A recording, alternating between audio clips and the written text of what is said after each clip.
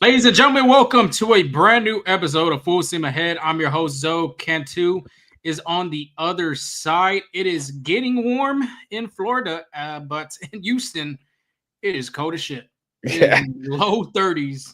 I think 33 last time I had looked at the temperature. 33, and then tomorrow's supposed to be like in the mid 20s, yeah, not high 30s, high 20s, low 30s. So yeah. It's supposed to be mid-20s. Feels like temperature at around 11 in the teens. So bundle up. I know I had dismissal duty this afternoon. And it was terrible. It's it was cold. brutal. Yeah, I know I had my beanie on today, and I'm pretty sure I'm gonna be wearing that thing tomorrow. But yeah, it's cold as hell in Houston. Over there in Florida, though, West Palm Beach. That's the title of this WPB, West Palm Beach Vibes, because vibes are immaculate. Baseball is back. Position players have reported. Pitchers and catchers have been there for a week already. Vibes are immaculate, even though the Astros did lose Alex Bregman and Kyle Tucker. The first couple days, I mean, they were looking for a clubhouse DJ. Now they finally settled who's going to be the clubhouse DJ. Angel, you want to give a guess real quick before I give you Uh, the answer? I know. I saw Dubon had a lot of nominations, so I'm guessing him. The Doobie is the clubhouse DJ officially. Yeah. The So DJ Doobie. DJ Doobie on the map. But Kyle Tucker was usually the guy with the vibes and the music. But now Mauricio Dubon is taking over that spot. But the whole squad is in attendance, including top rated prospects. You've seen us post a picture of Cam Smith. Bryce Matthews is there. Jacob Melton's there. Zach DeZenzo, Shea Whitcomb, all the prospects that are out there. Very impressive so far, at least particularly one prospect that Joe Espada is very excited about. But we'll talk about those guys. We'll talk about the pitchers. Four position players we're going to really focus on today is going to be Jose Altuve, Isaac Paredes, Christian Walker, and Yordan Alvarez. A lot of great information there. And then Brendan Rodgers to the Astros. I mean, yes, it has officially been said, but on paper, pen and paper, we haven't gotten any update if the signing is official. We'll tag and put our 2 cents in that signing, and then around the horn. TYG, underrated channel. We appreciate it, Appreciate. man. We've been putting all that content from West Palm Beach, interviews from Joe Espada, Paredes, Ben Gamel, Pena. I mean, all the players. We've been putting all them interviews up for y'all on our YouTube channel. If you have yet to subscribe to our YouTube channel, you make sure. What are you waiting for?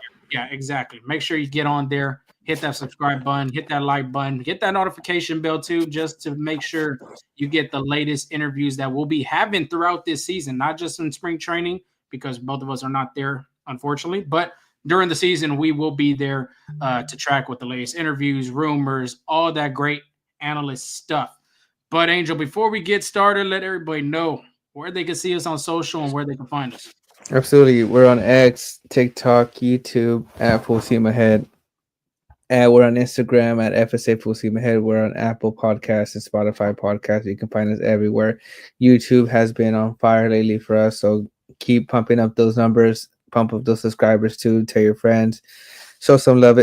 And if you go to Taqueria Store, you can find a sticker of Full Steam Ahead there too. So you can find us literally everywhere. Literally wherever our stickers are. Our stickers, pretty sure, is over there somewhere at. It was Minute Maid Park, but now it's Dyken Park. So I'm pretty sure there's a sticker out there somewhere. But yeah, 277 subscribers. We've been, like Angel said, we've been pumping the content up as of late. If we get to 280 tonight, that would be awesome. We would appreciate it so damn much. The goal is to try to get to 300 before the season starts. And if we get to 500 at the end of the season, that is an exciting job, because we started at 215, 216 Yeah. before Astros Fan Fest. Then we started bumping them that video content, because we are some writers. We do write. We're kind of journalists, I guess you could say. So we've been doing the writing most of it, but the video content, we've been really boosting that up this coming season. But let's start off with these pitchers. And the biggest pitcher I would say that the Astros need to have come back really going strong, it's going to be Lance McCullers Jr. Astros fans are probably they have a lot of mixed emotions about this guy. Some are happy that he's back and pitching and recovering really well. Some have been like, well, that contract hasn't looked too good. It's been like a waste of money, all that type of stuff. That's the thing about baseball. And I'm not defending Lance McCullers, but I'm going to say in 2021, that was the pitcher that led that Astros team in that deep postseason run. And he pitched that, if I'm not mistaken, I think it was a game 5 in the ALDS or Game 4 of the ALDS against the White Sox to close it out. Then they can move on to the next round against the Boston Red Sox in 2021. And then obviously 2022, he pitched, got rocked against the Philadelphia Phillies, and that was the last time he had pitched. So Lance McCullers is trying to get back and getting going, but he is really progressing well and threw on the main mound on Sunday for the first time in West Palm Beach. So that's a good sign to see. A lot of information. If you haven't gone check that video, I would really say that y'all should, but up to y'all at the end of the day. He did visit the Texas Baseball Ranch. That is an interesting facility, like a barn house in there in the off season. And Lance would go to about 3 to 4 or 5 times a week, do some drills, look at some mechanic work. And then McCullers would tell them what kind of drills that he liked and that best fit him. And they just focused on getting Lance to throw with less trauma to his arm, because obviously arm care is very important to pitchers, especially not just all baseball players, but specifically more pitchers, because as of late, you've seen a lot of pitchers get Tommy John surgery season by season, and that's what they're trying to avoid this upcoming season. I think I see something with Driveline that puts some type of wrist, it's like an armband on their pitchers to track their heart rate or something like that. It's really cool. I don't have the full details, but I'm pretty sure Driveline has that type of stuff. And he had talked about his throwing motion came in sync through the time he was throwing some drills over there, man. So it looks like he has a new arm delivery. The mechanics looks different. Like he was saying, he's just trying to put less trauma on his arm and take better care of it in this upcoming season. So that's a great step in the right direction for him. Yeah, I was going to mention that if you notice, if you look at past videos and what he's doing right now, his delivery is a little bit different and could be for good. So that way, like you're saying, to kind of get less trauma on that arm, because the Astros are going to need Lance McCullers to come back healthy.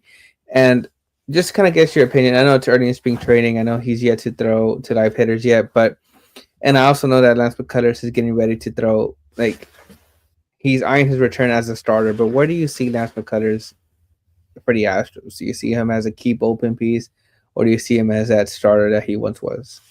Well, he did mention to the media that he's looking at to being a starter. I'm going to stay there with him. I think he's a starter. And he really described it really well and talked about it's different from going from a starter to a reliever. Like, them are two different breeds. Starting pitchers, relief pitchers. Relief pitchers are there for maybe 2.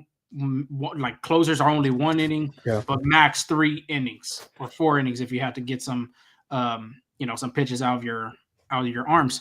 So I don't think McCullers would go to a bullpen role unless he does start having some type of injury during spring training or even through the season. I think this is going to be his last little, not hoorah, but his last kind of contribution if he could continue being a starter for this rotation. I honestly think he is the starting pitcher that he is because, 17, 18, I mean, we could go on the seasons that he's pitched really well as a starter, and I just don't see him going in a relief role unless, like I said, if something happens injury-wise. Yeah, I'm with you there. I think he's a vital part for that rotation. He's getting paid as a starter. He has a healthy contract, so I think the Astros are going to try to maximize that. And that just goes to show how easy guys like Ronel Blanco, Brandon Bielak made it seem to go from bullpen to starter at a moment's notice. I think that goes really underrated. And I think you'll see that again from Ronel Blanco. But yeah, it's one thing for move to, for example, from second to left field or shortstop to third. But for pitchers, it's all about repetitive motion. I know some pitchers have the rituals they do before the starts. Like, they get ready a certain way. They eat a certain way before it starts too. So it's kind of different to go, especially from a bullpen. There's days you might throw pitch 3 in a row, and there's days you might not pitch in 2 days, right? So it's all about the adjustment period. But I do see Lance McCullers as a starter. Luis Garcia is going to be. I know you're about to talk about him next, but Luis Garcia is going to be one because, say, everything is going right for the Astros. Everybody's healthy. No starters, injuries. That's a stacked starting pitching. You have a surplus starting pitcher, so it's going to be crazy how they could maneuver through that. Yeah, they have a lot of depth. France, Javier, Garcia, McCullers. Javier's supposed to be back by the All-Star break. Yeah, I think I would say really JP France as well. I think them two guys would be at that time. You're looking at, if all goes well for Garcia and McCullers, I would say latest April, early May. I would target them to be in that rotation, and that's kind of a good thing for the Astros. You get to plug and play. JP France too. He was a reliever and starter in the minor leagues. You put him in the starting rotation. He did really well. There was times you put him in the relief role. Javier's been into the relief role. A lot of pitchers in this, I guess, in this rotation have gone through this. So, it just depends. Madison Bumgarner, for example, one of the best starting pitchers and closed it down in the World Series against KC. Justin Verlander, that's a different story. He pitched, if I'm not mistaken, I don't know what game. If it was either the Red Sox or the Dodgers in the World Series in 2017. And he came in relief, and they really much pretty pounded him. So it just depends on the pitchers. Like you said, too, like superstitious and stuff like that comes into play. Preparing in a certain way is a different, it comes into that part. Like if you think about it too, think of the NFL with the quarterbacks. CJ Stroud, we're just talking Texans right now. CJ Stroud doing all that at the beginning of the game, doing the different types of arm motion, tennis ball, basketball, baseball, swings, like all that type of stuff in the beginning of the game. Do you think he's going to do that if he's sitting on the bench? Like if he's like the second string and Davis Mills is the first string quarterback? Probably not. You see? Yeah. So it's just a different preparation. That's going to be the part of a relief pitcher and a starting pitcher. And the way that Lance McCullers has been the rest of his career, it's been a starting pitcher. You never see him in a relief role. Well, except 24 curveballs against the Yankees. Yeah. It has been done, but I mean, I'm sure he's willing to do it for special occasions like the World Series and stuff like that. Most definitely. Supreme Panda actually have something to ask. Make sure you put in the comments. We're going to engage with the audience throughout this show. So if you want to chop in, talk to us about what's happening, let us know. We'll put it in. We'll put it out there for everybody to see. But like you were saying, Luis Garcia, that's another key piece that the Astros need this upcoming season. Well, he's already starting to throw off the mound. McCullers has already thrown off the mound for the first time on Sunday. So that's looking very good for both these guys getting on track. And that's why I would say targeting late April, early May, if I'm not mistaken. Yeah, I think those guys are ahead of the game plan. The fact that Luis Garcia was an outro at the end of last season. Now he is throwing. I think that's a good sign. I think he'll be back for the Astros sooner rather than later. Sure. Yeah, remember too, Dana Brown and Joe Espada are not rushing these guys to come back. They're going to take their time, make sure everything's healthy, no setbacks, all of that type of stuff. Just like last season was very different from that with Garcia and McCullers. Had to shut both of them down. And really, well, McCullers was definitely shut down, but Garcia was trying to make a run to, see if he could find a way to pitch late September going into the postseason, but he had a setback. And, they're just going to make sure everybody is ready to go, healthy, no setbacks. I think that's what Houston wants to avoid this upcoming season. Supreme Panda, my question is, when do y'all see McCullers Jr. coming back for this rotation? I'd say my prediction is going to be late April, early May.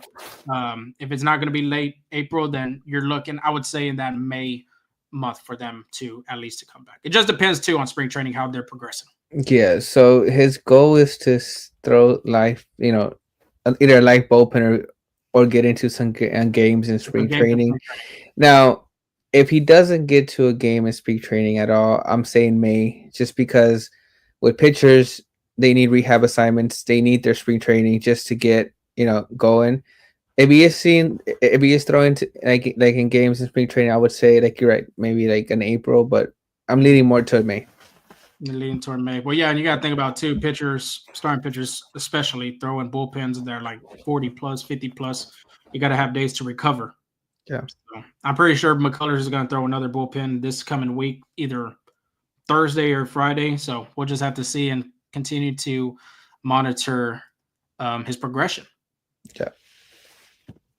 But Kaleb Ort, on the other hand, the first Astros injury update of the season of 2025.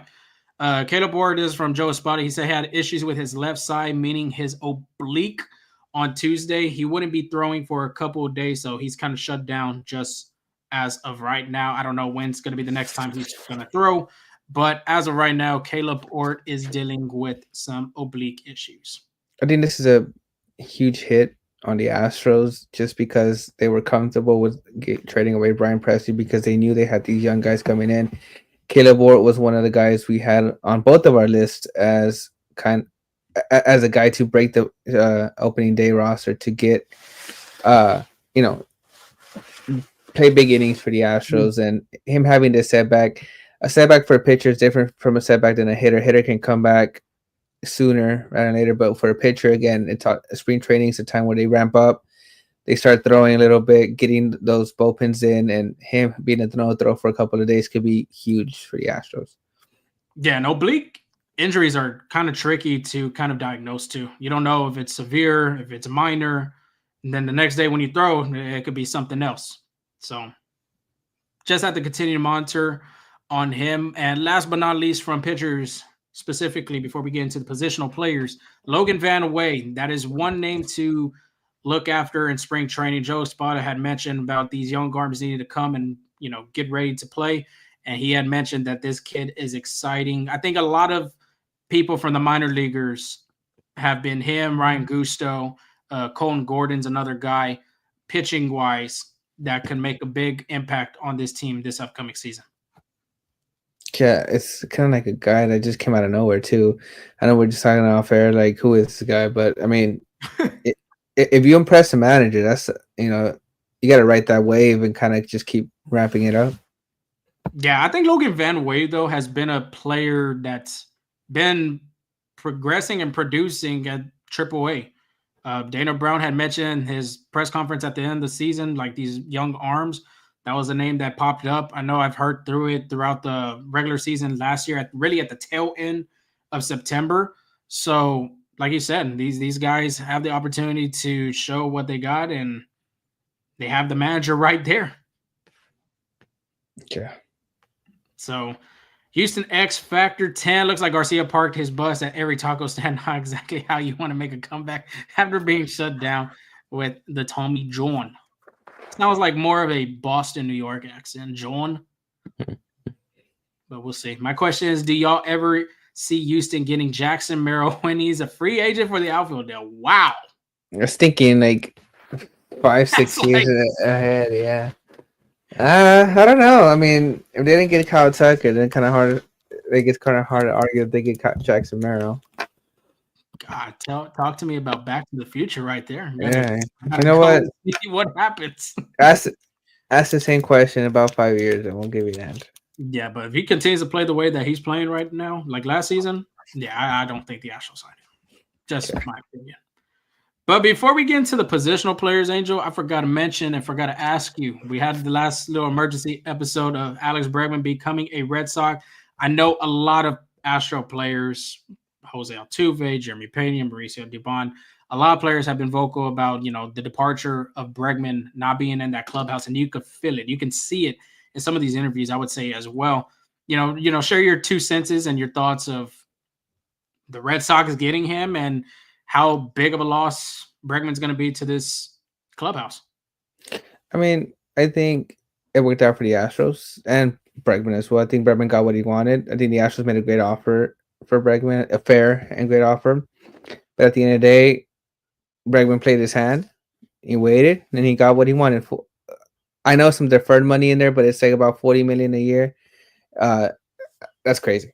And with opt-outs, I know Bregman was adamant about getting a long year deal, but when someone throws $40 million at you, AAB, it's kind of hard to say no. It's kind of hard to say no, right? So at the end of the day, it worked out because they got Isaac Paredes, they got Wozniacki too, they got Christian Walker. So I think the Astros are still set up for success post Bregman, and Bregman got what he wanted. So I mean, it just worked out at the end. Yes, I know the Astros players we're kind of upset. I mean, that's their guy, but at the end of the day, it's the business. While Bregman was a great leader in the clubhouse, someone else is gonna step up. You should probably look at a Jeremy Pena, Yordan Alvarez, guys like that, who can help Altuve kind of like maneuver around that clubhouse and be another voice in there. Yeah, we'll talk about some of these position players that are going to make an impact, like some of the guys you had mentioned. Yeah. And we'll also talk about the division because I got to get your input. I already throw my input about this division now with Bregman officially It's going tough. to somewhere else. But yeah, we'll get with that after the Brendan Rodgers signing.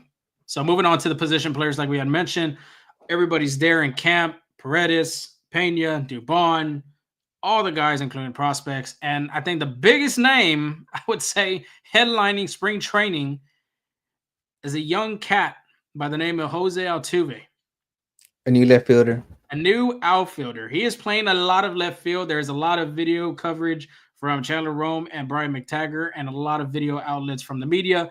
Him shagging balls in left field, taking some outfield fungo, doing some drills. Man, he's been taking it on and he's been trying to do whatever he can for this team. Yeah, this is why y'all need to listen to FSA because we kind of told you that before spring training started that Jose Altuve is going to be seeing a lot of left field. Hasn't really touched second base this spring training. It's been all left field, getting that fungo and getting the feel. But yeah, I mean, that's kind of what was expected. Yeah, definitely. And the media had asked him during that time. Altuve's like, "Look, I don't want to make it a big thing of me playing left field." But to answer your question, somebody did ask your question about playing in the outfield. He's ever played. He said he has at a time when he was younger. So That's what I was asking. I know you were trying to ask that the last time. A big old thing. But speaking of questions, somebody had asked from the media, the Astros asked Altuve about the possibility playing left field after the season, this season, and what his preference is of where he chooses to play in this upcoming 2025 season. We got the video right here. Preference of where you play?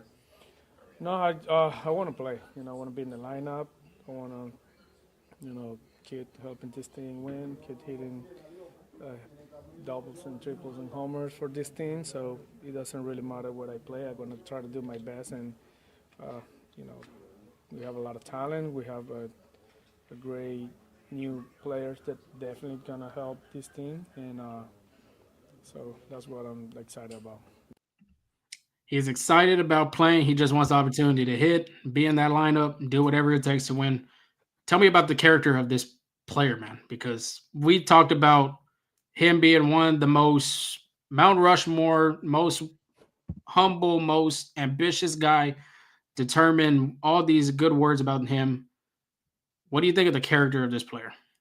No, that's just the way Jose Altuve is. I think there's no nicer, humble, dedicated player as Jose Altuve in major leagues. He is a player, like he's a team guy, right? So he's gonna put the team first over himself, and him playing anywhere the Astros ask him kind of goes, with that. At the end of the day, Jose Altuve is gonna do what's best for this team, and if that means playing left field, second base, stepping in the mound for a blowout or something like that, yeah, catch or wherever, whatever that may be, Jose Altuve is gonna do it best. But it's just, again, that's just him, a guy with a great character, a guy that kids should look up to, a guy that should be a role model to everybody, just to show how to conduct yourself on the media, how to, talk to people, how to be that leader in the clubhouse. Yeah, and one of the most hardworking players I've ever got to see, covering baseball for the last 2 years. I mean, this guy's always taking BP. He's always on the side working with Omar Lopez with his infield, even though the defensive metrics in second base as of right now for him has not been the best. But he's still going to go there regardless and take, infield fungo, work on the side with Lopez with the pitching machine, get some ground balls. That extra work just helps a lot. And it's kind of like leading by example. And we're going to talk about another guy that's going to be leading by example, I'd say, for this team, because he's not a big vocal guy, I would say. He's not a guy that's going to huddle the team up in the middle of the dugout when you're losing 2-1 in the bottom of the eighth and trying to make a comeback. And he's going to just lead by example. You saw that with 2019. You saw that in 2023 in the ALCS. So he shows it out there, and people follow what he does. So, However, being the way he is, yeah. However, Altuve will let you know when you're doing something wrong. I do remember when Yuli missed a ball at first base, and I think it was McCullers who made like an upset gesture, and he was Altuve was all up in his face, telling him not to show up the team. Yeah. But yeah, he will get you right. Cleveland Guardians, well, really Cleveland Indians during that time. Yeah. I remember that game. Yeah. So, like I mentioned before, if you really didn't hear clearly, the Astros did ask Altuve about the possibility of playing left field after the season. After this season, after they got knocked out, they had asked him about the possibility of playing the outfield. And this was before Bregman. He said he even was going to do it for Bregman. But after that, I mean, it was just all heads on trying to get better at left field. And he said he feels like he made progress too in left. And, he's been doing it since January at Dyken Park. Obviously, the Crawford box is going to be tricky, but he's already been working over there since the beginning of this year. And now he's just continuing to see if he can just put in more work in left field in West Palm Beach. Yeah. I mean, stay tuned. Like, definitely tune into any spring training games if you can and see the first glimpse of Jose Altuve in left field. I think he'll make surprise many. The fans, doubters that don't think Altuve can play left field might not have a strong arm or range, but Altuve is a baseball guy. I'm sure he's going to make progress up there. I'm sure he's going to be looking good. Yeah, I think it's going to be tricky at first because you personally, you've gone from infield to outfield. I'm not saying you're a college athlete. I'm not saying you're a pro player. Of course, you play some Sunday league, but I think we've kind of hit on it too. That transition from the infield to the outfield, you're going to see a lot of backspin from lefties with the fly ball or line drive. It's just a different atmosphere from being in the dirt onto the grass and in the outfield. Yeah, like especially those reads, like you said, especially in left field, that if a left-hander hits it over, it's to be tending away from him. So just to, but again, that's what spring training is for. I'm sure it's different than seeing fungo and seeing live hitting. So once he gets the feel for live hitting, I think he'll be able to see what Altuve looks like in the outfield. Like right now, go ahead. No, go I was just saying, like right now, everything is good because it's more controlled, right? Like you're getting the fungo, it's coming straight on, but it's those uncontrollables that you off the bat, because again, guys are throwing hard, wind, sun, everything's like real time. So it'll be interesting to see how he looks once game starts. Yeah, it's going to be very interesting. And Joe Espada also mentioned Altuve's first spring training game will be in the outfield. So he will be playing left field whenever he makes his spring training 2025 debut, which this Saturday, the Astros do play a split game, one against the Nationals, one against the Mets. Omar Lopez is going to be managing the game against the Mets, while Joe Espada manages the game against the Washington Nats. But moving on to Isaac Paredes, the newly acquired Astros third baseman. And I think that's a lot of things for him is like, okay, you're coming to a winning ball club. You're coming to a position that Alex Bregman has taken spot of for the last 6, 7, 8 years over there in the hot corner, won the Gold Glove last season. He was asked if there's pressure to it, and he just says not really. He says, taking over Alex Bregman's position is just a regular day in the park. It's just another place that I've been playing for the rest of my career, and I just see myself competing over there. And he also mentioned that he feels very comfortable playing third base. So if Joe Espada wants to put him at second base at a game, I mean, I don't think he's going to deny it just like Rafael Devers does. We'll talk about that later. But he's very, very comfortable playing that hot corner. I'm very interested to see, like I had mentioned numerous times, how he's going to play third base, having Perez Chica be the new infield coordinator and make him, I would say, this is my prediction, I think he could be a above average infielder by the end of this season. Yeah, I think there's a bunch of mixed feelings with Isaac Paredes, what I've been hearing. Some people love the move. Some people are kind of iffy about it, but I think he'll surprise many people. I think Isaac Paredes, I'm saying it right here, so you heard it here first. Isaac Paredes will be an all-star this year. Again, I think he's going to take it. He's going to be hitting a lot of Minute Park, taking advantage of that, and he's going to surprise many people playing great defensive first baseman. Now, I'm not saying a Gold Glove now, right? But I'm saying he's going to do. He's going to do what he has to do at third base. I think he'll play the hot corner just fine. Yeah, his fielding, you're basically saying his defensive metrics are going to go up. Yeah. I mean, I can see the all-star too. Because last season he had a really good year. The season prior to last season. He got snubbed? He got snubbed, I would say. Yes, I would agree with you on that. But since you were talking about the offensive approach for him, Dyken Park, I mean, this is a match made in heaven for him and this stadium because it suits Paredes very well offensively. We already gave you the offensive numbers whenever the trade had happened and talked about his offensive approach, his numbers. There's a guy that pulls the ball very much, a lot of doubles, a lot of home runs that could be potentially happening at Dyken Park. I predicted, I'd say 30 home runs. A lot of people we had even asked in our social on Twitter, how many home runs are you expecting Paredes to hit this upcoming season? A lot of people are very high on him. A lot of people are saying in the low 30s, Angel. Yeah, I can see that possible. And I wouldn't be surprised if he hits his first opposite field home run with that short porch over there in right field too. So could be a thing. And Yankee Stadium, yes, it does have a real small. It's not than the Bronx. It's not the shortest. Yeah, exactly. But Paredes did say it's going to be more convenient for him to hit at Dyken, and he's going to be pulling the ball as much as he can. He said that in his interview. If you haven't yet to see it, got all the spring training interviews on our YouTube channel. Make sure you go subscribe.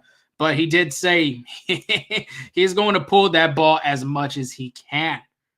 Not saying that he's not going to hit oppo, not saying that he's not going to hit up the middle, not going to say he's not hitting gap to gap, but the biggest part of his offensive game is pulling that damn ball, and thank God for baseball doing away with the shift, because if the shift was still here, you have 3 infielders on that left side.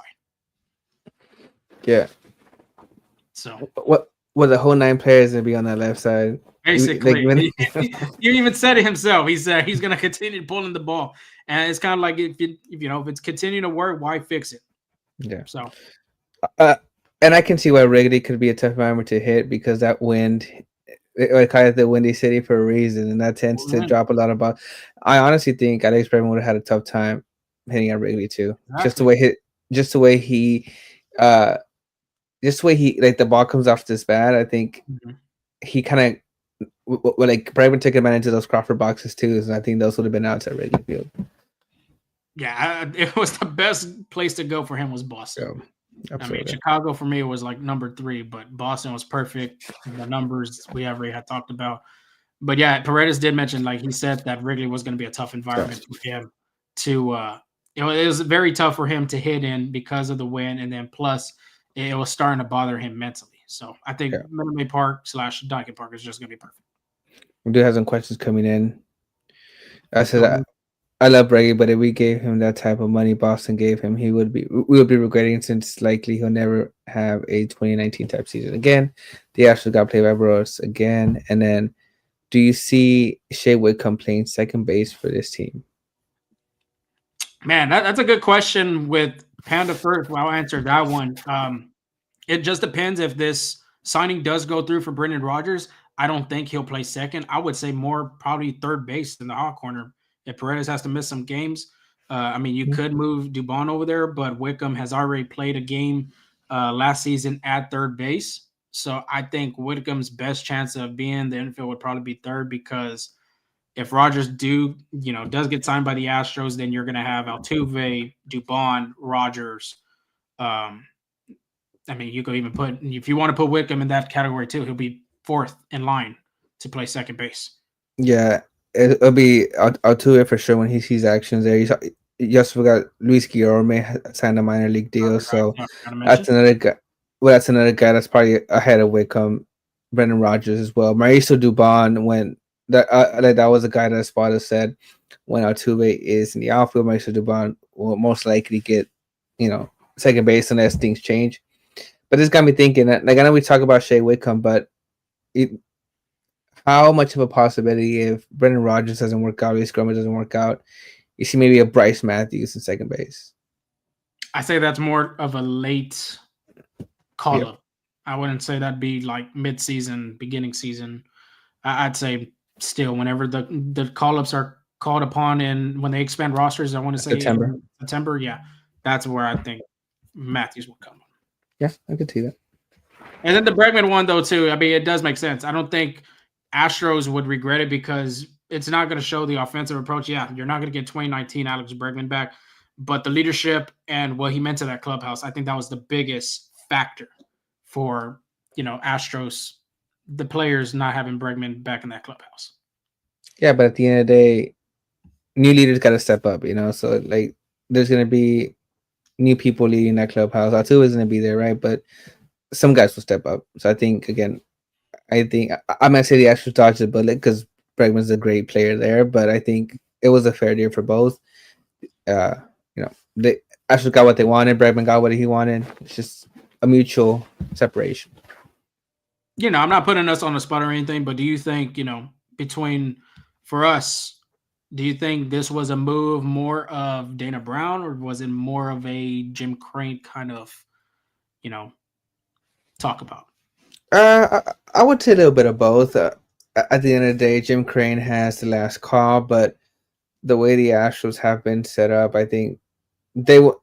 I feel like both Dana Brown and Jim Crane. Again, I'm just speculating here. Mm-hmm. Wouldn't be comfortable giving $40 million a year to a 31-year-old player. So I don't think that's going to be. I think that's maybe if they would have bumped it up to $30 million, because I think, if I'm not mistaken, if I read something that Bregman was willing to come back if he had 30+ million, because in that last contract with Luno from the 5-year 100, it was something like 28. So if they would have gave him 30 million, you think everything would have been good? Probably not. Just because if you get Bregman and you have Cam Smith kind of blocked, you have Bryce Matthews kind of blocked, and those are guys they are excited about to make their big league appearance sooner rather than later. So I think at the end of the day, like I'm saying, like I feel like it was a mutual separation. The Astros were fine with losing Bregman. Bregman is probably happy where he is now. So I mean, it worked out for both. That's fair. I would say, in my opinion, I think it was more of a Jim Crane, because I think Dana Brown, the first day he got to Houston, I want to make Jose Altuve and Alex Bregman an Astro for life. Well, he locked down Altuve, which you can see the type of player that he is, the character that, he comes around, the aura that he has. But Alex Bregman, on the other hand, free agent year, did what he could. To me, I think it was more of a money, and we've seen the Jim Crane era of him not giving 150+ million contracts. I think Altuve holds the highest paid contract in franchise history, if I'm not mistaken. Alex Bregman would have beat that if he would have signed that 156. But as of where Jim Crane, as the general manager, he's yet to spend over that 155 threshold. So I think Dana Brown knows the player that Bregman was, and what he meant to that club, even having people be vocalizing in that clubhouse about bringing him back. But at the end of the day, like you said, Jim Crane is the big guy and the one that writes the checks. And I think, in my opinion, I think this was more of a Jim Crane, not Dana Brown situation for him not coming back. So just my 2 cents, my opinion. But a lot of players missing Bregman, like we already had talked about. And who's going to fill that leadership role, like we were mentioning. And I think the Astros might have a guy. I think Christian Walker is that dude. A reminder, everybody, that he did sign with the Astros at first base, a Gold Glove first baseman. The last time the Astros had a Gold Glove first baseman was, oh my God, Jeff Agwell. I don't know. Are you serious? Yeah, I forgot. Yeah, that would have been my second guess. Yeah, so Christian Walker, 3-time Gold Glove winner, reunites with Perez Chica. He's already talked about how much he meant to that. Perez Chica has meant to him in his career defensively. Astros have a good defensive first baseman for the first time. I'm not saying John Singleton wasn't good, but defensive numbers have shown really well with Walker being at first base. They asked about him being in the, what's going to be kind of the culture, for the clubhouse for him, joining a new team for the first time, being with Houston. And he said he still has to find his place. He's not going to be that raw halftime speech guy. He's another guy that I mentioned, like Altuve. He leads by example. Walker's the same way. He had mentioned it in his interview with the media that he leads by example. So I think, honestly, if Altuve doesn't have it, I think Christian Walker is going to be a great addition to the clubhouse as a leader, stepping up for that Bregman part of, taking over that leadership, I would say. Yeah. Is there a video for us or? Of course, there's a video. What kind of question is that? But yeah, he did talk about because it's very crucial for infielders to know how they play, how they throw, one hop, two hop, kind of, throws, all that type of stuff. It's very crucial, especially with a new first baseman across the diamond. And this is what Christian Walker had to talk about, having some of them conversations with the infielders. Have any conversations with the infielders, like one-on-one, of like what their preferences, what you do, what they do, to get to know each other, or is it just by feel and reps and that's it? Yeah, both. Today everybody was just kind of on our own schedule, just getting out there and moving around. But as camp goes on, I like to talk to everybody individually as a group. My job at first is to make sure my infielders feel comfortable throwing to me, and I want guys to be able to, not feel confident that they don't have to make a perfect throw every time. That's my job, to pick them up on the back end, and a bunch of good athletes in this infield, and I'm excited to be a part of it. A bunch of good athletes in this infield, I would agree. Jerry Pena, Jose Altuve, Mauricio Dubon, Isaac Paredes. You heard it right there. I mean, he has to get a feel for these guys. Obviously, you're going to have spring training to work with them. Very important for a first baseman. Then they can know their reads of, like, if they need a scoop, how they're going to handle these throws, from these type of players. Yeah, I think as a first baseman, it's your job to be able to make your infielders look good, right? So at the end of the day, those scoops, those high throws, those off target, we have to make the tag. I mean, that's what spring training is for, to get a kind of feel, especially a new first baseman, a new team. It's all about to see how the ball comes out of second base's arms, because everybody has a different arm slot, everybody throws different, ball comes out differently. So it's just to get a feel from those guys. But I think he'll just fit right in. Yeah, it's not like having Carlos Correa throw 90 plus across the diamond. You got Jose Altuve, Jerry Pena. The velocity, I'm pretty sure the ball out of his hand isn't bad, and especially with these Paredes. But this is, I think, for Houston specifically, talking about defense and having a guy that can scoop, that can pick, that can make plays at first when needed. It's very important. And some, we don't bash on this podcast. We do not bash any type of Astro players. But John Singleton, there were some times that he missed some scoops. For him, and I think having Walker be there is going to be very helpful for this infield defensively. No, yeah, absolutely. I agree with you. But he's excited at Dyke. This was a fun place. Obviously, here I did play against in Park, and it's excited to be playing with the fans behind him on this time as a home player.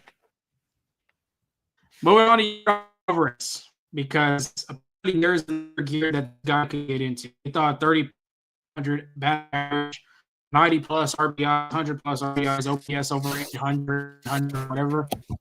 He thought that was it. No. He said, hold my beer.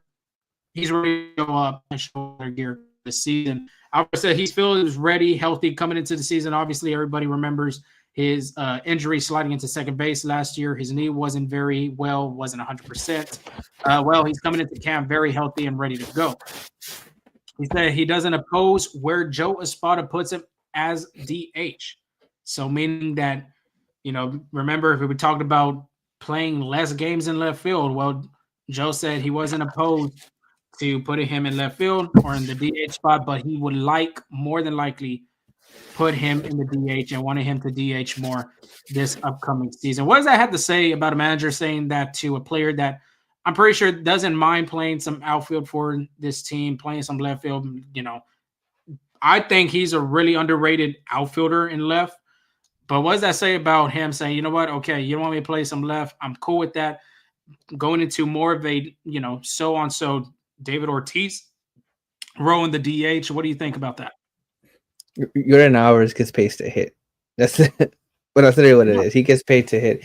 Although when he was in the outfield, he had one of the better arms for everybody. Like, I remember when Yordan Alvarez was first in place in the outfield more consistently, teams were willing to take that extra base on him, especially going from second to home in that short porch of the Crawford boxes. He gunned down 3 players, and after that, they gave him respect. They were less willing to take that extra base. So, I mean, at the end of the day, Yordan Alvarez is great. I would even say great outfielder, like you were saying. I agree with you when you said underrated. He's really good out there, but Yordan Alvarez is paid to hit. He's paid to bring in driving runs, hit home runs. I think that's where he brings the most value. And I mean, if he's okay with it, that's perfectly fine. I'm glad that the Astros and Yordan have that agreement, but I think DH is where Yordan Alvarez belongs. Yeah, I think he'll still get some games left, but more than we've heard, and listened to the media when we were there, that Joe's more trying to put him less than 33 games, 30 games, won them numbers right there in left field. So Alvarez in the DH role just makes a lot of sense. Yeah, because usually when Yordan Alvarez is out of the lineup, it's because of a lower leg injury, knees, hamstrings or whatever it is. But keeping him in the lineup, making him do less of it so he doesn't get injured, that's where it's at. Yeah, reminder to everybody too. I mean, he had surgery on both knees as well. Yeah. So you want to make sure your big man is healthy for the season. And Alvarez also had mentioned would like to stay in one spot in the lineup and remain there. We've had this debate of where to put Alvarez in this lineup. Do you put him in the 2? Do you put him in the 3? Do you put him in the 4? I think you've been more vocal and saying that he should be in the 2. Yeah. Unless you're putting Jeremy Pena at the 2, then I'm with Yordan Alvarez at the 2, just because you want your best hitter to have more opportunities with runners on. I think batting second gives you that more opportunity, especially if, for example, bottom of the order gets on base. Yordan Alvarez can have an opportunity to drive someone in. Altuve hits a double, gets a single. Yordan Alvarez has that opportunity too. So I'm with the second, but at the end of the day, it's wherever they agree. And I kind of do understand that staying in one spot.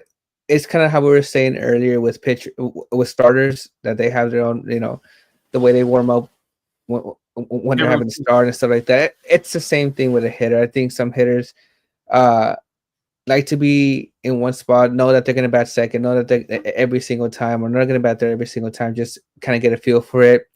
Kind of gives them time to prepare. Like instead of starting on the on deck circle, starting the dugout, it'd be able to track pitches a little bit more and stuff like that. So it's all about feel, it's all about comfort, and that's what it is there. I'm curious now just to look at his splits. In my opinion, I see him as a 3 guy, because I remember him mentioning too that when Altuve was already at the box, he was barely getting onto the on deck circle, and Altuve either got a base hit, a ground out, a pop out, fly out, whatever, home run. And he's kind of like, well, shit, I already got to go to the batter's box kind of thing. And I'm trying to pull up his splits real quick. Bear with me. And when he is hitting second, he has a 305 batting average. When he's hitting third, he has a 310 batting average. You can hit anywhere. He can hit anywhere, but in my opinion, I would put him more as a 3 spot. You put Altuve, like you were mentioning too, there could be that debate of putting Pena in the 2 hole. It just depends if he's going to get on base. Yes, last season he had a lot of infield singles because of his speed, and it makes sense. Mm-hmm. But I think if it's going to be a 2 guy, it's probably more than likely going to be Paredes.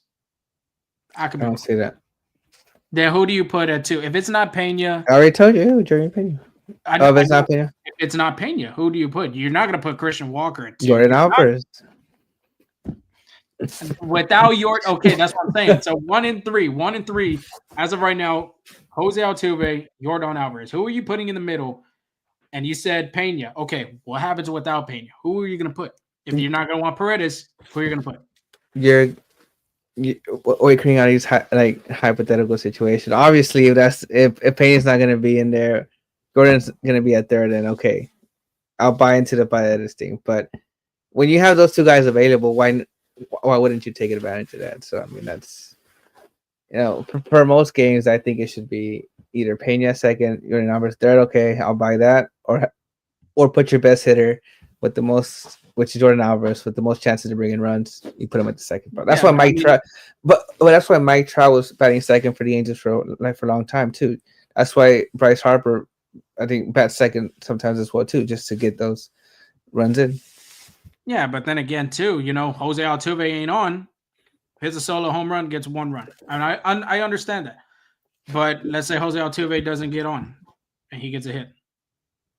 So That's why you have guys like Christian Walker batting third, Isaac Perez batting fourth, in my Yanier opinion, Diaz.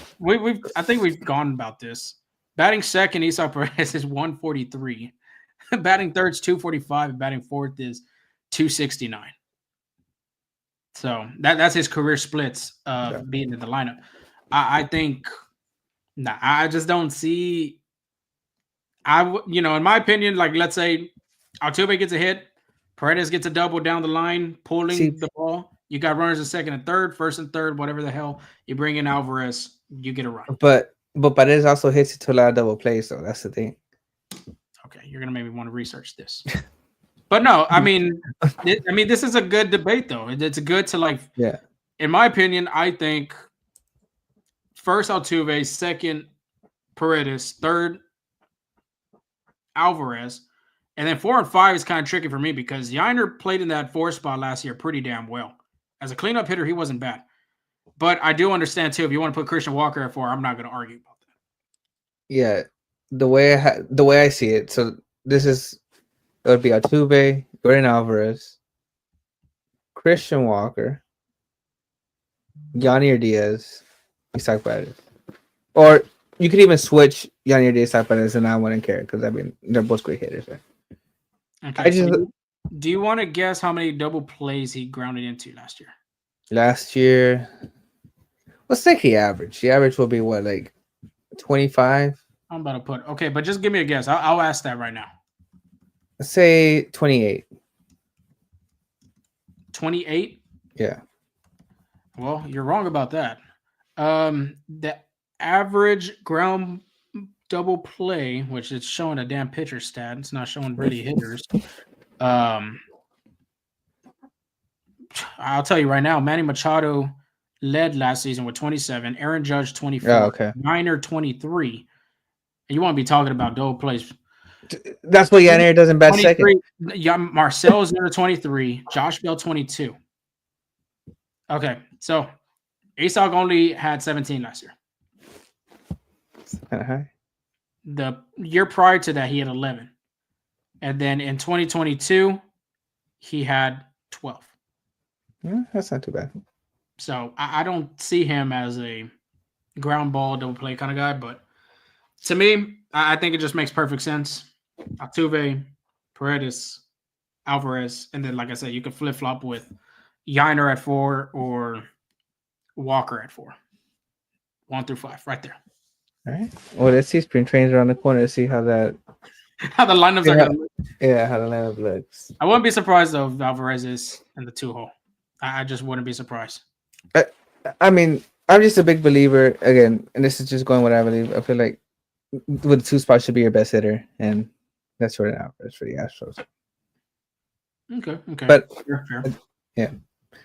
But let's see what the audience has to say. If y'all want to, tag in real quick, saying where you want to see them in the lineup, how you want to put the lineup 1 through 5 real quick, and just put it in the comments. We'll put it out there. But as of right now, we'll talk about Alvarez having that offensive gear heading into this season with a video right now. Another level that you can get at offensively that maybe your best offensive years are still to come? Yeah. Yes. Sí, pienso que sí. Pienso que puede llegar pronto. Creo que ya hace unos días estaba bromeando con Cintrón sobre eso, que creo que está cerca de tener un año bien loco ofensivamente. Yes, of course. I was just speaking with Cintron the other day that I think I still have some years ahead of me, and I'm still close. I'm really close to having a big offensive year. Why do you say that? Where do you think you can get better? Because people watching are like, well, that's pretty damn good.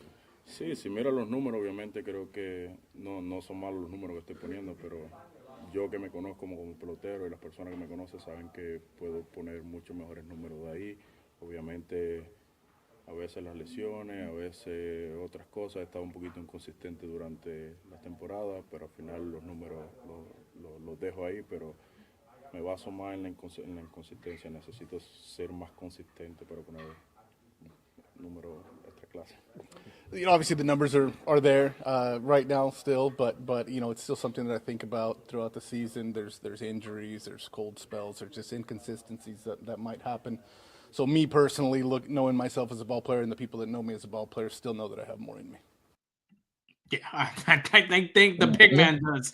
So, but he's yet to crack 40 home runs, which is very shocking.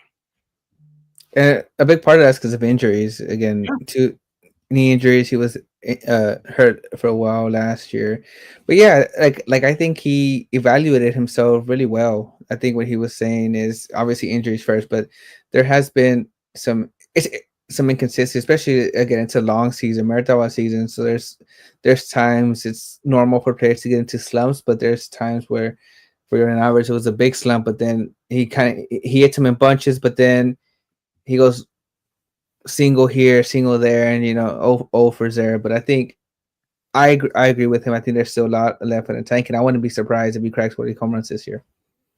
Yeah, 2022, 33 home runs, 23.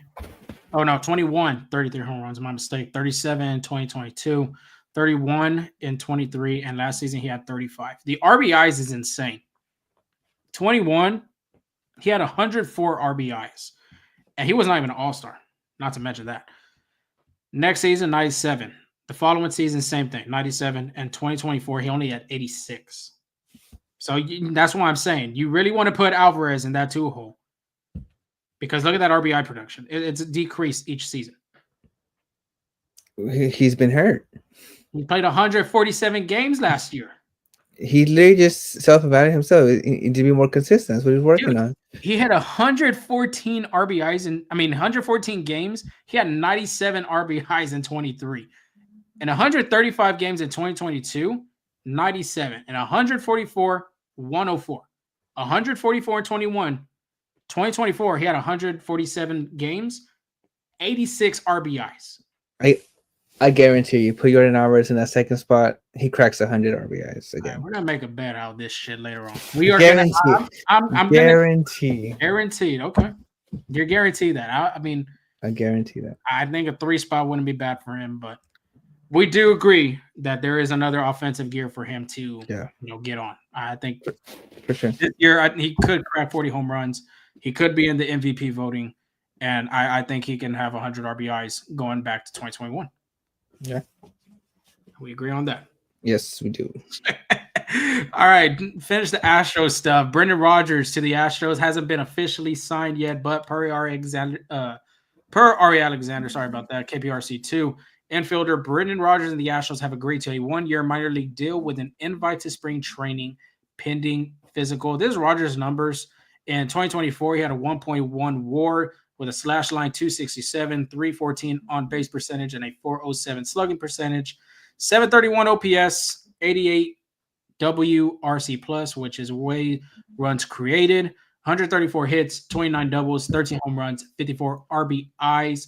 When you look at his spray chart, Angel, he's a hitter that loves to hit down the line and in the gaps. 33.3% of the time he's going to pull the ball, 44% of the time he's going to hit it up the middle, 22.3% of the time he's going to hit it to the opposite side. So more than likely you're going to see up the middle, left center gap, left field, or down the line and left on the third base line for him. Played 132 games at second base last season. And just some fun facts about him. 2022, he did win the Gold Glove Award at second base, including a 4.3 WAR. So you know the potential is there with this kid. Rodgers was the 3rd overall pick in the 2015 MLB draft. Obviously, the Astros selected Alex Bregman with that 2nd pick. And then Kyle Tucker was the 5th pick in that 2015 draft. Rodgers is only 28 years old. 28 years old. So the potential is still there. High draft pick for a reason. Was a top-rated prospect in the Rockies farm system. What do you think of this signing? I think for both of us, I would say that means Altuve could be seeing left field a lot this upcoming season. But just take it away, Dad. Just what do you think of the player that the Astros are going to get? Yeah, I like it. I think it was a low risk, high reward type of signing. I think you see the numbers, his defensive numbers there. He's won a Gold Glove. He can play the position well. A guy that has a lot of range, and if he took advantage a lot of Coors Field. I think he had his highest batting average was at home when he played at Coors Field. But I think this is a guy taken to a new environment. He can be productive.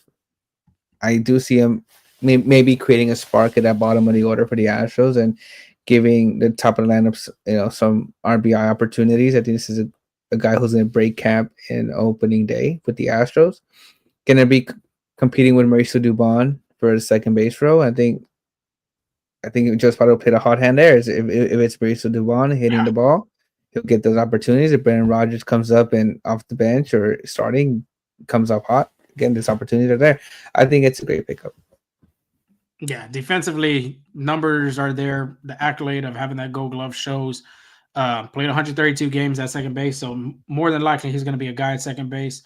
You can also put him at shortstop just in case, if something happens to Jerry Pena with an injury, or, if he needs a rest day, you could plug him in at short because he has played short as well. The home with 2 away splits from the offensive numbers, though, isn't really mind-blowing. I mean, playing at Coors Field is a hitter-friendly ballpark.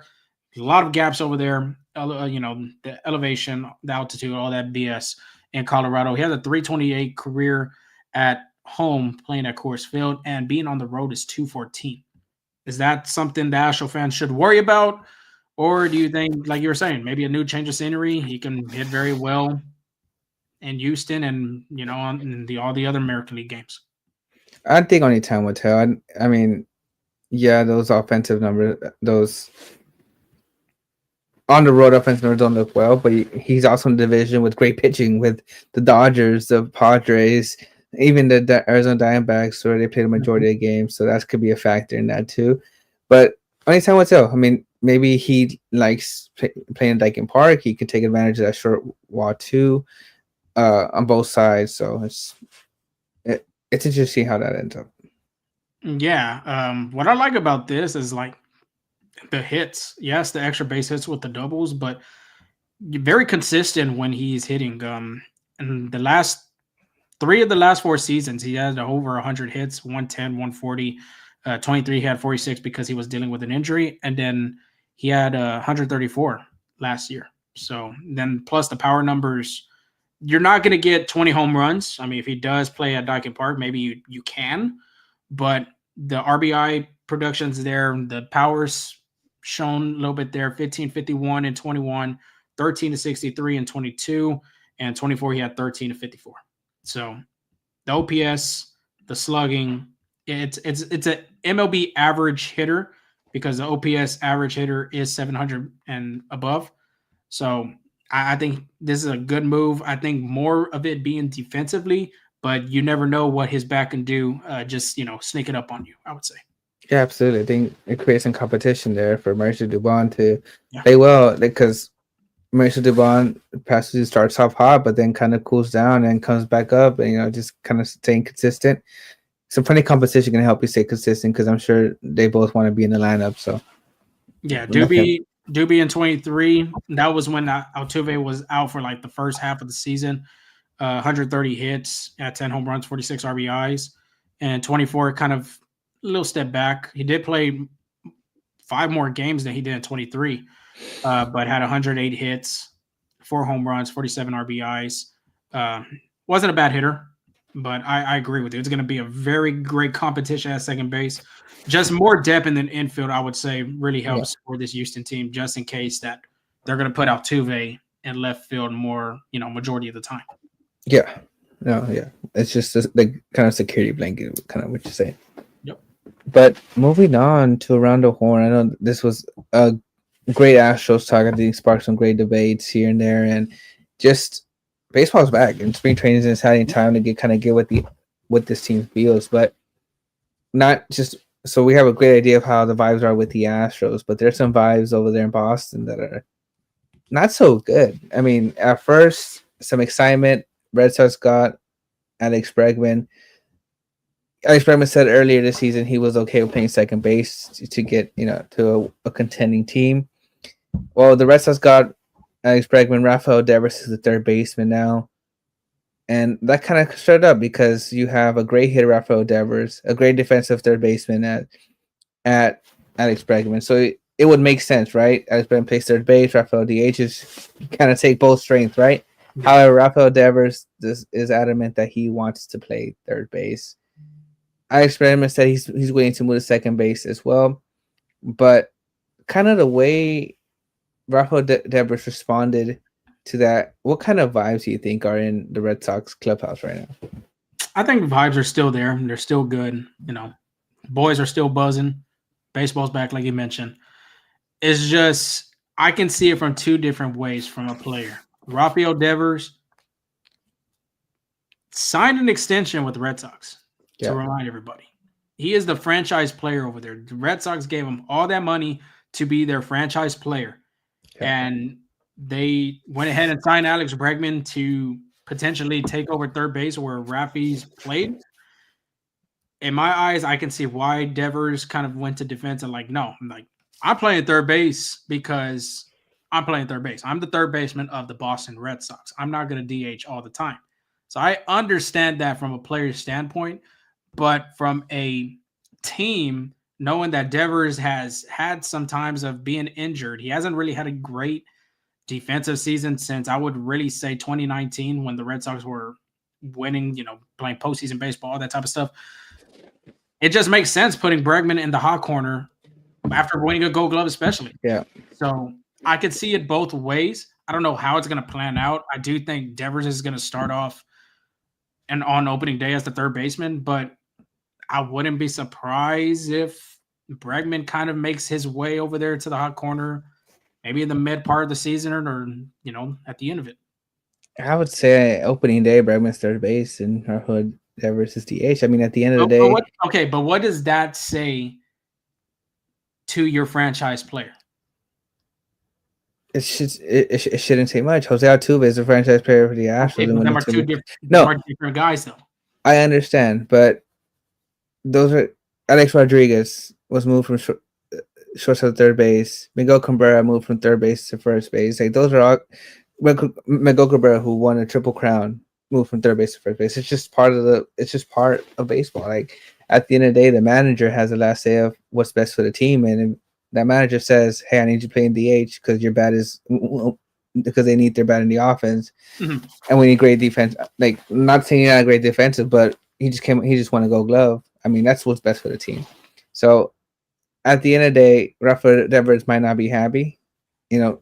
Sometimes people aren't happy with change, but at the end of the day, you learn to live with it. At the end of the day, you have the same goal to win a World Series, and wherever that is, that should be where you should be. Okay. My next question. What happens if he's just very adamant about just playing third base? Hey, I'm not moving. I'm going to be the third baseman of the Boston Red Sox. And if you're going to decide to move me to play a full-time DH and you're not going to put me at third ever again, I want to trade. How would that sound for the clubhouse? How would that just the vibes be like if he does go that route?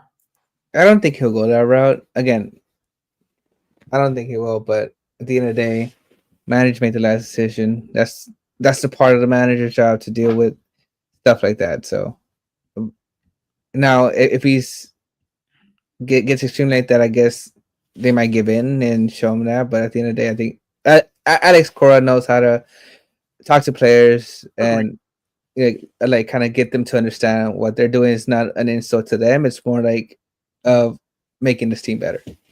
Yeah, Alex Cora is a really great manager, really great baseball mind. January 2023 of 2 years ago, Devers signed an 11-year, $331 million contract. What got him there? I think his last name's Finch. He was with the Red Sox organization. Promised Devers that if he signed this extension, that he will be the third baseman for that entire time, and I think that's just what he thought was still going to happen. I don't think that guy's there with the organization anymore. So I think just personally, like, I agree with you. I think Devers needs to look in the mirror and say, hey, if we want to get back to the postseason, I don't mind giving Bregman that spot, but, you got to continue playing me at third base regardless. I'm not going to just be a full-time DH and just stop playing the hard corner.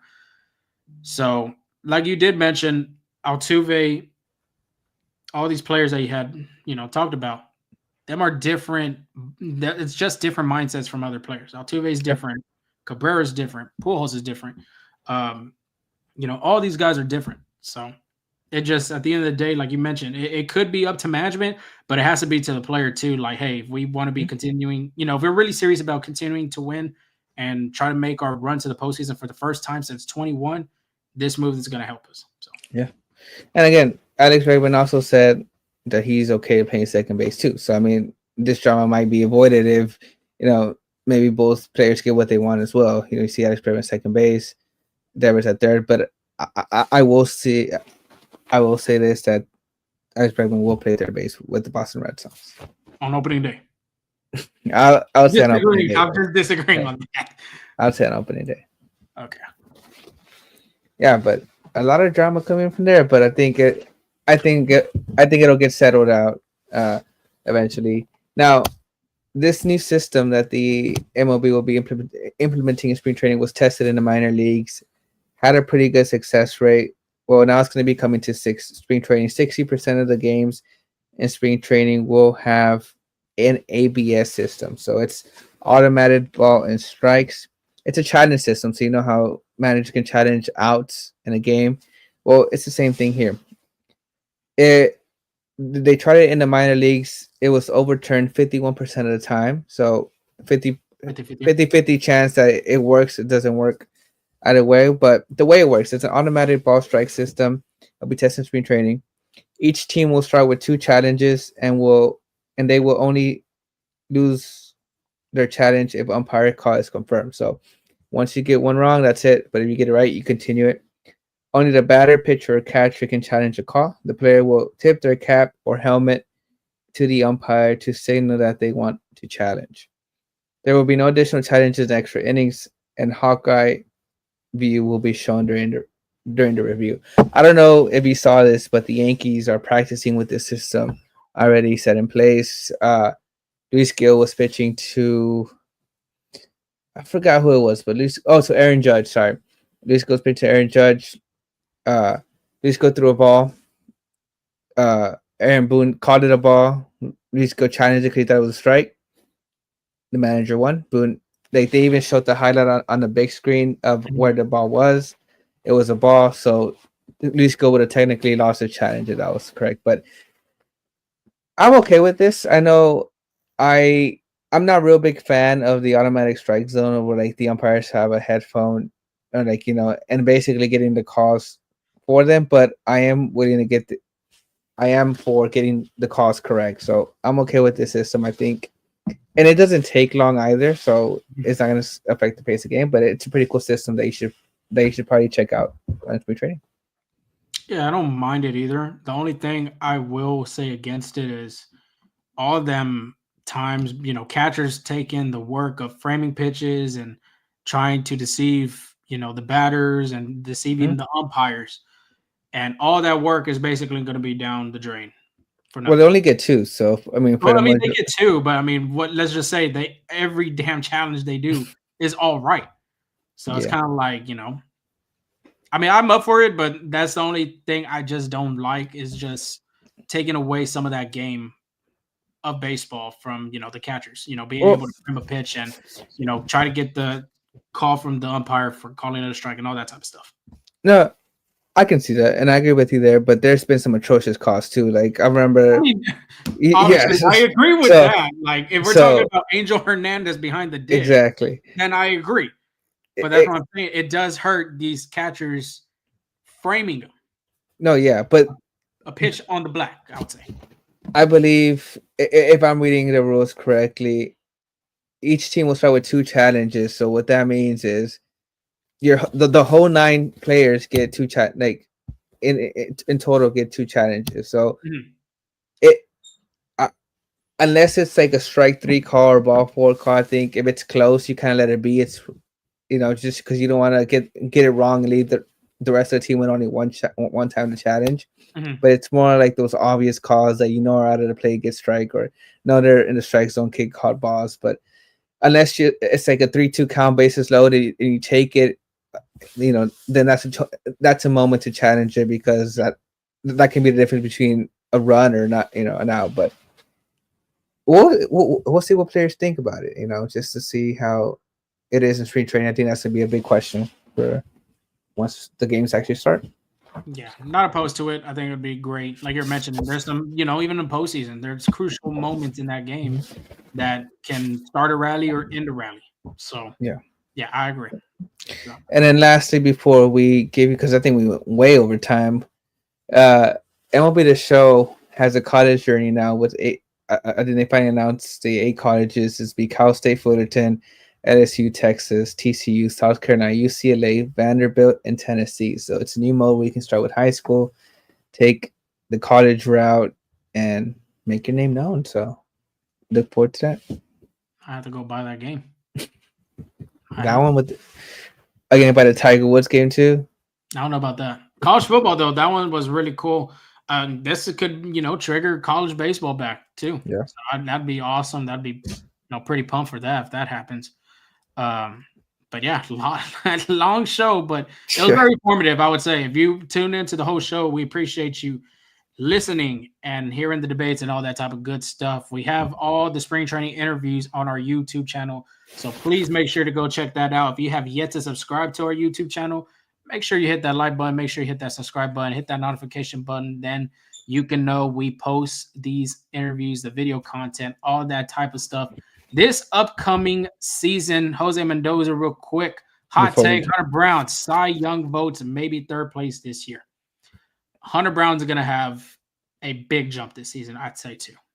Okay. He founded that last part of the season, man. I honestly think I agree with Jose. I think he can make some Cy Young votes, possibly finish third in the Cy Young voting. The Astros will need that for sure.